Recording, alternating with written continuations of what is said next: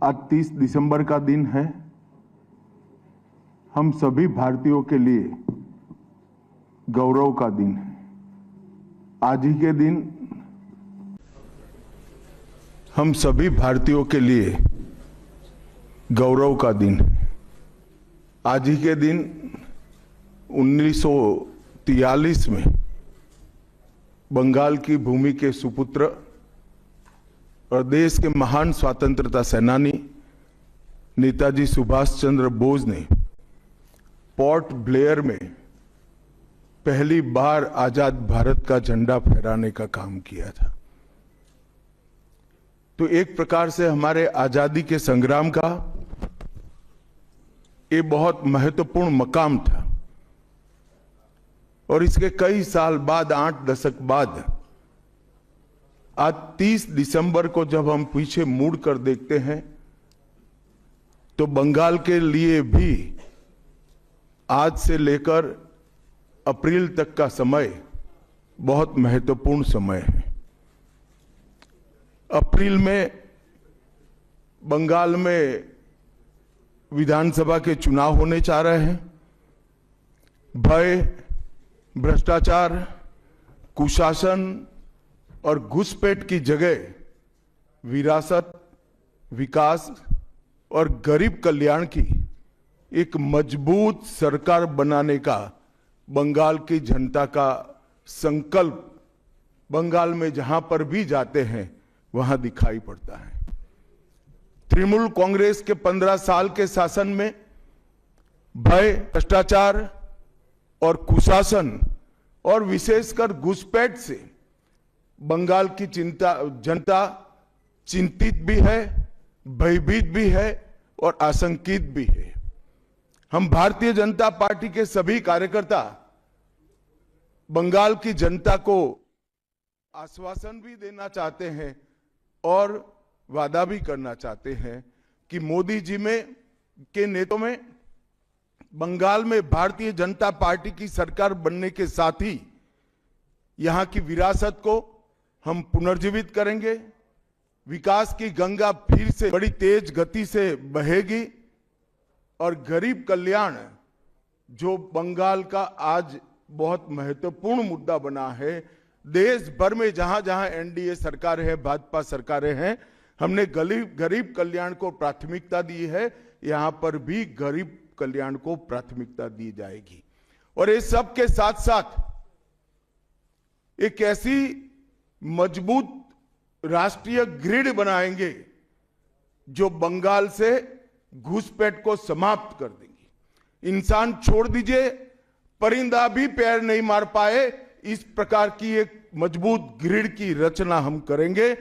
और न केवल घुसपैठ रोकेंगे, सारे घुसपैठियों को चुन चुन कर भारत के बाहर निकालने का काम भी भारतीय जनता पार्टी की बंगाल सरकार करेगी। आज ममता बनर्जी के नेतृत्व में भ्रष्टाचार के कारण पूरे बंगाल का विकास एक प्रकार से थम गया है। मोदी जी की सारी लाभकारी योजनाएं जो पूरे देश में गरीबी का उन्मूलन कर रही है, यहां पर टोल सिंडिकेट के भेंट चढ़ चुकी हैं और हर योजना डेड एंड पर पहुंच चुकी है। 14 सालों से भय और भ्रष्टाचार ये बंगाल का पहचान बना हुआ है। बीजेपी सरकार का संकल्प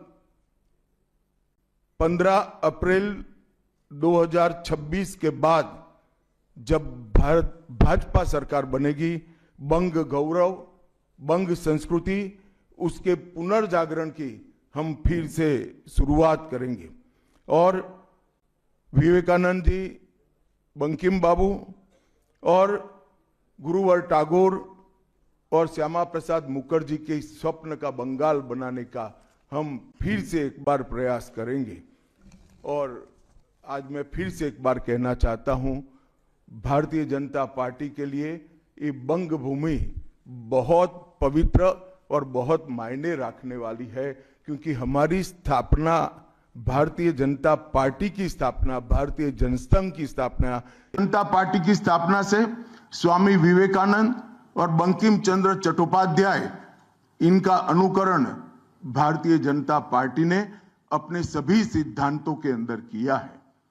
मित्रों, आज जब मैं कह रहा हूं कि इस बार 26 के बंगाल के विधानसभा चुनाव में बंगाल में हमारी सरकार बनेगी, इसका मजबूत आधार भी भारतीय जनता पार्टी के पास है। मैं आपको 2014 से 2024 तक के चुनाव के यात्रा के परिणामों को बताना चाहता हूं। 2014 के लोकसभा चुनाव में हमें 17% वोट मिले थे और 2 सीटें मिली। मेरी बात जरा सभी पत्रकार बंधु ध्यान से सुने। 2014 के चुनाव में हमें 17% वोट और 2 सीट मिले थे। 2016 के विधानसभा चुनाव में हमें 10% वोट मिले और विधानसभा की केवल 3 सीटें मिली थी। फिर 14 से 19 के बाद 19 के लोकसभा चुनाव में हमें 41% वोट मिले और 18 सीटें मिली। और 21 के विधानसभा चुनाव में हमें 38 वोट मिले और 77 सीटें मिली। ये बहुत बड़ा अंतर है। जिस पार्टी को केवल 3 सीट मिले थे, वो पार्टी 5 साल के ही अंतराल में 77 सीट प्राप्त करी। और इसका नतीजा देखिए, कांग्रेस, जिसकी एक प्रकार से स्थापना ही बंगाल से शुरू हुई, वो कांग्रेस पार्टी बिग जीरो पर पहुंच गई। और 34 साल तक शासन करने वाला कम्युनिस्ट गठबंधन भी एक भी सीट प्राप्त नहीं कर पाया और हमने मुख्य विपक्ष का स्थान प्राप्त किया। आज शुभेंदु जी मेरे साथ यहां पर बैठे हैं, वो हमारे प्रतिपक्ष के नेता हैं। 24 के चुनाव में भी हमने 39% वोट प्राप्त किया, 12% सीट प्राप्त की, 12 सीटें प्राप्त की। और 26 में हम निश्चित रूप से प्रचंड बहुमत के साथ भारतीय जनता पार्टी की सरकार बनाने वाले हैं। मित्रों, ये 24 से अब तक का समय भारतीय जनता पार्टी के लिए बहुत शुभांकर सिद्ध हुआ है। 24 में लगातार तीसरी बार नरेंद्र मोदी जी इस देश के प्रधानमंत्री बने। उसके बाद महाराष्ट्र में, हरियाणा में, दिल्ली में और अब बिहार में भारतीय जनता पार्टी की सरकारें बनी हैं। 24 के चुनाव में उड़ीसा और आंध्र प्रदेश में भी पूर्ण बहुमत की भाजपा की और एनडीए की सरकार बनी है। मुझे पूरा भरोसा है कि 2026 में बंगाल में 2/3 बहुमत के साथ भारतीय जनता पार्टी की सरकार बनेगी। ये बंगाल की जनता तय कर बैठी है। मित्रों, जहां पर भी बंगाल में जाते हैं, पूरे बंगाल की जनता घुसपैठियों से त्रस्त है। क्या कोई राज्य सरकार ऐसी हो सकती है जो घुसपैठियों की पनाहगाह अपने राज्य को बना दे? राष्ट्रीय सुरक्षा पर कितना बड़ा खतरा है, इसका जवाब बंगाल की मुख्यमंत्री ने बंगाल के चुनाव में दे। घुसपैठ रोकने के लिए उनके पास क्या योजना है? आर्टिकल 370 हटता है, वो विरोध करती है।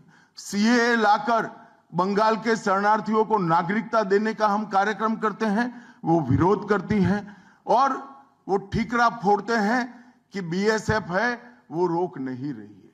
ममता जी, मैं आज आपको इस सार्वजनिक प्रेस वार्ता में पूछना चाहता हूं कि कौन सी सरकार है बांग्लादेश की पूरी सीमा पर जो वाड़बंदी करने के लिए, बॉर्डर पर फेंसिंग करने के लिए जमीन नहीं देती है? अगर आप जवाब न दे पाए तो मैं ही देता हूं। आपकी ही सरकार है जो जमीन नहीं देती है, जिसके कारण फेंसिंग का काम समाप्त नहीं होता है। फिर भी भौगोलिक रूप से कठिन सीमा पर से कोई घुस कर आता है तो कहां जाता है?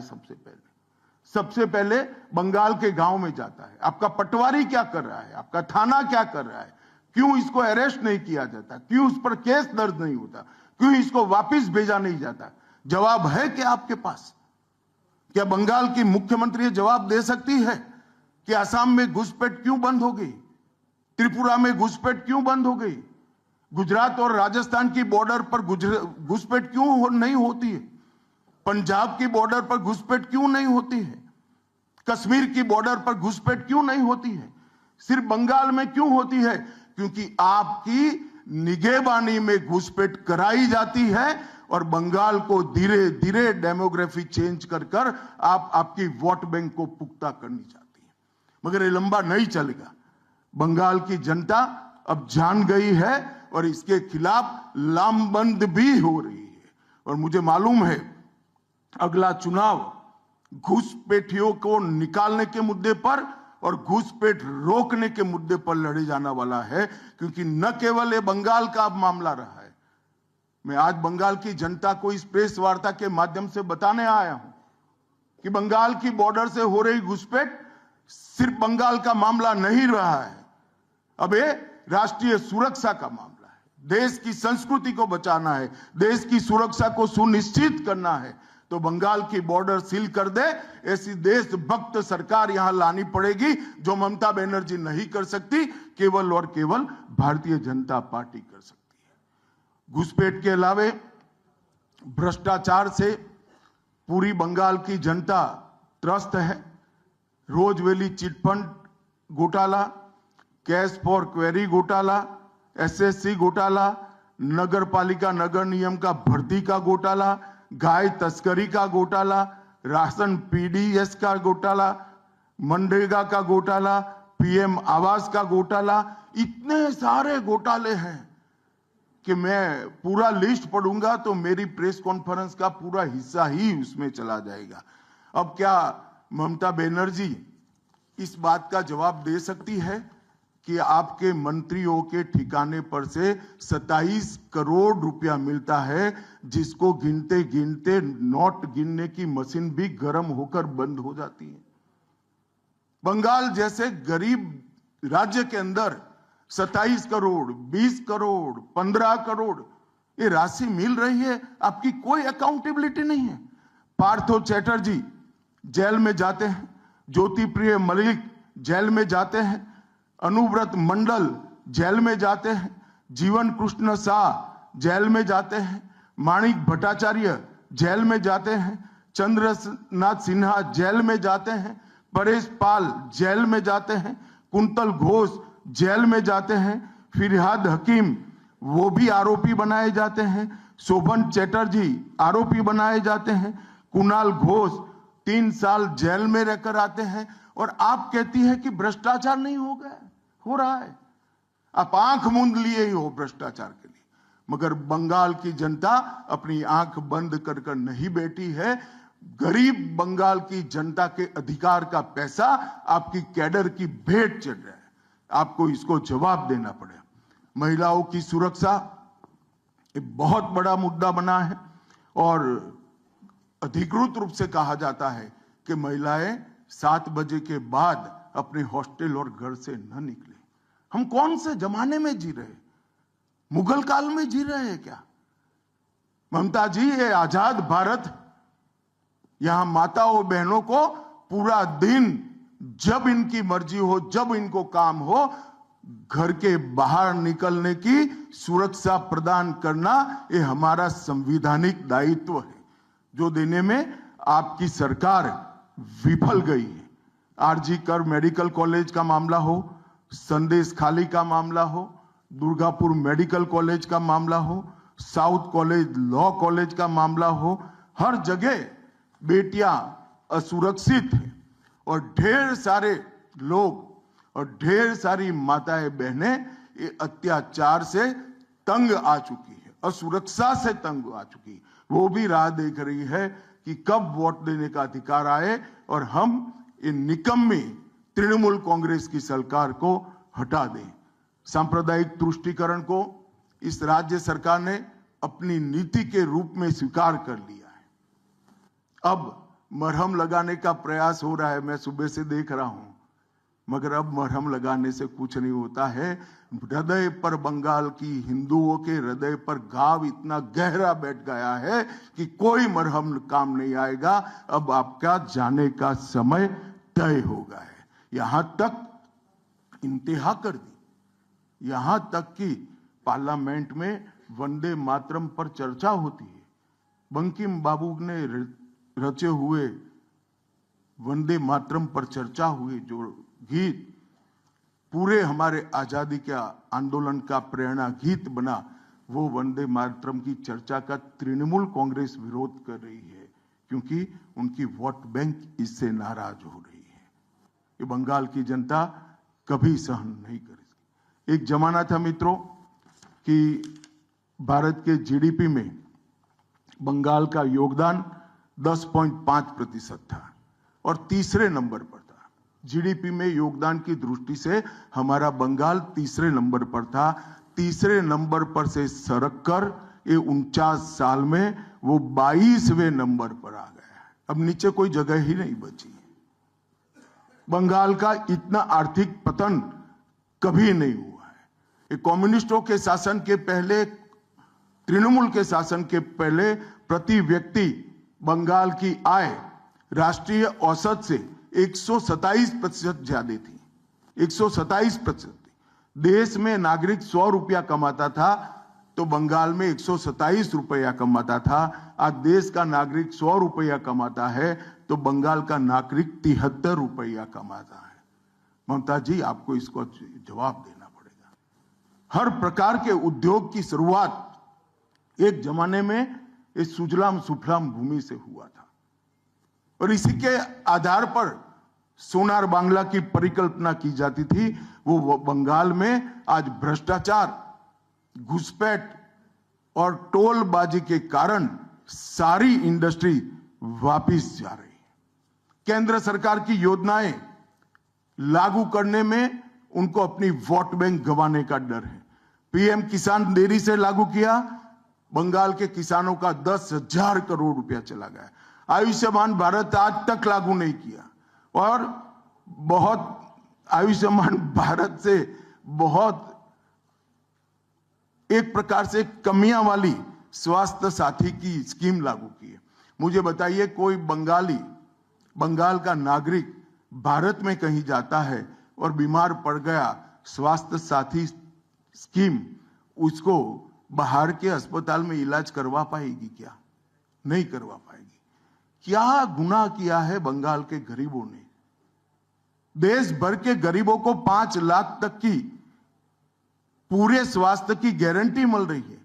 अरे कई राज्यों ने किया कि केंद्र 5 लाख दे रहा है, उन्होंने और 5 लाख जोड़ दिए। आप केंद्र के 5 लाख इसलिए स्वीकार नहीं करना चाहते हो कि नरेंद्र मोदी से आपको डर है। डर तो ठीक ही है, क्योंकि मोदी जी की लोकप्रियता बंगाल में दिन प्रतिदिन बढ़ती है, मगर इसके कारण गरीबों का आप नुकसान कर रही हो। वो बंगाल के गरीब जरूर। हिंसा और प्रतिशोध की राजनीति, पूरा देश ऐसी आशा करता था कि यहां से कम्युनिस्ट जाने के बाद हिंसा और प्रतिशोध की राजनीति समाप्त हो जाएगी, मगर हुआ उल्टा। इन्होंने तो कम्युनिस्टों को भी अच्छा कहला दिया। मित्रों, अब तक 300 से अधिक भारतीय जनता पार्टी के कार्यकर्ता मारे गए हैं।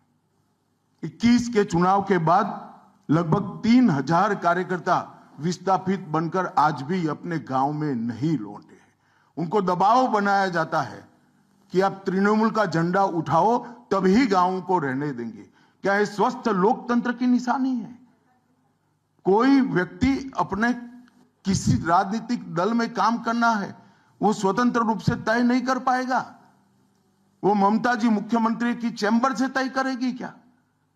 ममता जी, जितना भी प्रताड़ना करना हो करो, बंगाल की जनता अब तय कर कर बैठी है। इन्होंने भाजपा के कार्यकर्ताओं को हर तरह से प्रताड़ित किया, यहां तक कि महिलाओं पर बलात्कार भी किए गए। मैं अपना रिपोर्ट नहीं दे रहा हूं, नेशनल ह्यूमन राइट कमीशन का रिपोर्ट है। इसका भी जवाब ममता जी को देना पड़ेगा। ममता जी ने सारी संवैधानिक औचित्य को समाप्त कर दिया। किसी भी राज्य में प्रधानमंत्री जाते हैं तो देश के प्रधानमंत्री होते। कई राज्यों में हमारी सरकार नहीं, कहीं ऐसा व्यवहार नहीं होता। वंदे भारत ट्रेन देने प्रधानमंत्री आते हैं, ममता जी स्टेज पर नहीं जाती हैं। कई प्रकार के भारत सरकार के सुप्रीम कोर्ट के आदेश से बने हुए, मेरी बात ध्यान से सुनिएगा, सुप्रीम कोर्ट के आदेश से बने हुए भारत सरकार के डीओपीटी के रूल्स ये तोड़ देती है, मरोड़ देती है। डीजीपी और मुख्य सचिवों की अपॉइंटमेंट में मनमानी करती है। रिटायर्ड होने के बाद सलाहकार बनाकर प्रॉक्सी डीजीपी और प्रॉक्सी सीएस बैठाने का काम करती है। ये 34 साल कम्युनिस्टों का शासन और 15 साल टीएमसी का शासन, ये केंद्र विरोधी मानसिकता बंगाल की जनता में खड़ा कर कर हमारी संविधान की स्पिरिट थी, उस स्पिरिट का कम करने का काम किया है। ममता बनर्जी के शासन में सिंडिकेट, तोलबाजी, कट मनी, न केवल वो सिस्टम को बढ़ावा दिया है, यहां कमाई करने का अधिकार एक ही व्यक्ति को है, भाईपों को है और किसी को है, सब में हिस्सेदारी देनी पड़ती है। बंगाल एक जमाने में सब बात में सबसे पहले था। सबसे पहला मोटर कारखाना पश्चिम बंगाल में लगा, सबसे पहला पावर प्लांट 1887 में बंगाल में लगा, सबसे पहली कोयलरी बंगाल में आई, सबसे पहला स्टील प्लांट बंगाल में लगा, देश की सबसे पहली हाई राइज बिल्डिंग बंगाल में बनी, देश की सबसे पहली जूट मिल बंगाल में बनी, देश की पहली मेट्रो ट्रेन बंगाल में आई, एक ही शहर में 2 पोर्ट एक ही जगह है, बंगाल में है। टेक्निक यूनिवर्सिटी, कलकत्ता यूनिवर्सिटी भी बंगाल में बनी और विश्व प्रसिद्ध विश्व भारती यूनिवर्सिटी भी, जिसने भारतीय शिक्षा के कंसेप्ट को जमीन पर उतारा, वो भी बंगाल में बनी। मगर ममता जी आप गौरव मत करिएगा, इसमें से कुछ आपके समय में नहीं हुआ है। ये जो करने वाले थे उनके पूरे रिथम को, इनकी लय को, बंगाल की विकास की गति को तोड़ने का आप काम करें। बंगाल आज इंडस्ट्रियल रूप से कंप्लीटली बर्बाद हो चुका है और ये आपके शासन में ही हुआ है। आधा अधूरा तो कम्युनिस्ट बेचारे कर गए थे, आपने तो पूरा ही समाप्त कर दिया। सिंडिकेट राज, तालेबाजी, शत्रुतापूर्ण माहौल, इसके कारण 2011 से 25 के बीच में 7,000 से ज्यादा कंपनियां बंगाल छोड़कर बंगाल के बाहर चली गई। और मित्रों, ये बहुत बड़ा सेटबैक बंगाल के आर्थिक विकास के लिए है। मित्रों, बंगाल स्वामी विवेकानंद चट्टोपाध्याय, शरद चट्टोपाध्याय, महर्षि अरविंद, ईश्वर चंद्र विद्यासागर और कवि गुरु टैगोर जैसे महापुरुषों की धरती है। यही धरती पर नेताजी सुभाष चंद्र बोस, अमर शहीद खुदीराम बोस, वाघा जतीन, रविंद्रनाथ सन्याय, रास बिहारी बोस, मास्टर सुरेश सेन, प्रफुल्ल चाकी, वीणा दास, कल्पना दत्त, ये सभी ने देश की आजादी के लिए आह्लेख जगाया था। यहीं पर कई सारे फिल्मकार मिले, संगीतकार मिले, चित्रकार मिले। इस भूमि ने कई सारे दुनिया को प्रभावित करने वाले संत भी दिए। वो बंगाल आज ऐसे कगार पर पहुंच गया है कि अगर यार रोकी नहीं गई तो बंगाल का अस्तित्व भी खतरे में है। ऐसा स्पष्ट रूप से समाज जीवन को जानने वाले सभी लोग मानते हैं। और अंत में मैं बंगाल की जनता को फिर से एक बार कहना चाहता हूं कि बंगाल के अस्तित्व पर तो घुसपैठिया संकट है ही है, बंगाल की संस्कृति पर एक घुसपैठिया संकट है ही। संकट केवल बंगाल तक सीमित नहीं रहा है, पूरे देश तक ये संकट आगे बढ़ गया है।